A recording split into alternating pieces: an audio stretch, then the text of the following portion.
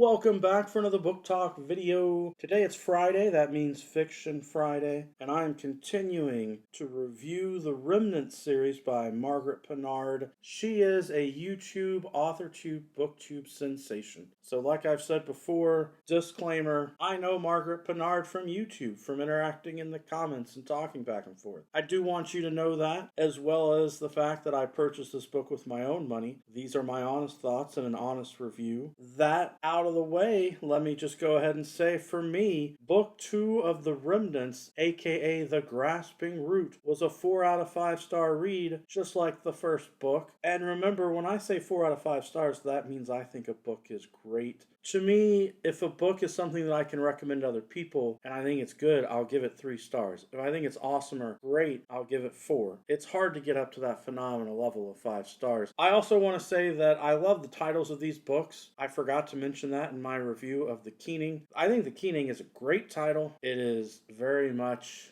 sadness, and that first book with the poverty-stricken family in mourning, the situation they dealt with, everything that happened moving from Scotland to Nova Scotia. The title worked great, especially there at the end with what happened to the stepfather. Book 2, The Grasping Root, is a great title because this is historical fiction, but it is ultimately about families. It's about people coming together as a community. So that grasping root of a family tree, of people trying to come together and hold one another with love and all of that. Amazing title. Honestly, I'm not so sure about the title for the third book, but we'll see. I should be reading that one in the next week or so. So you'll hopefully soon get the review for that as well. But I really enjoyed this book. Margaret Pinard has set up a system that I've realized because I've already read the first chapter of the third book. In the first book, she was looking at the mother of this family and the stepfather, and they were the main narrative driving force. In the second book, she takes the 2 oldest children in the family, and they're growing into their adult years, and they are the narrative focus of the story, and that's just brilliant. And then in the third book, it's those 2 youngest members of the family as they grow through their teenage years into adult years, and it looks like they're taking the narrative focus of the story. I do like that idea, to where in the historical fiction, it is multi-generational. Pretty sure book 3 is the end, that it's just a trilogy. I guess I shouldn't say just a trilogy. I love trilogies, so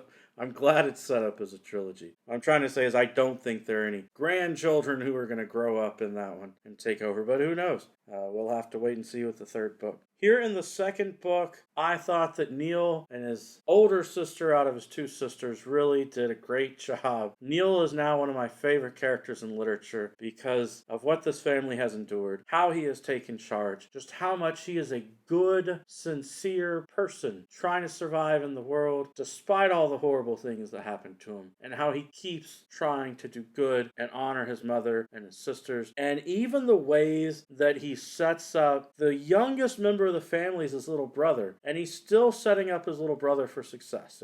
It might make you tear up, sometimes with joy, sometimes out of frustration, sometimes out of sadness, with what this family has to deal with. But like I said, I think it's a great read. I think it's a wonderful book. It's great to examine the historical aspects of the historical fiction as well, to better understand the settlers and the immigrants that came into Nova Scotia, something that I honestly hadn't really thought much about before reading these books. If you read it, I hope that you enjoy it as well. And of course, you can also find Margaret Pinard online very easily on YouTube and Twitter and all of that to interact with her if you would like to do that. Every day is a great day for a book talk. Peace.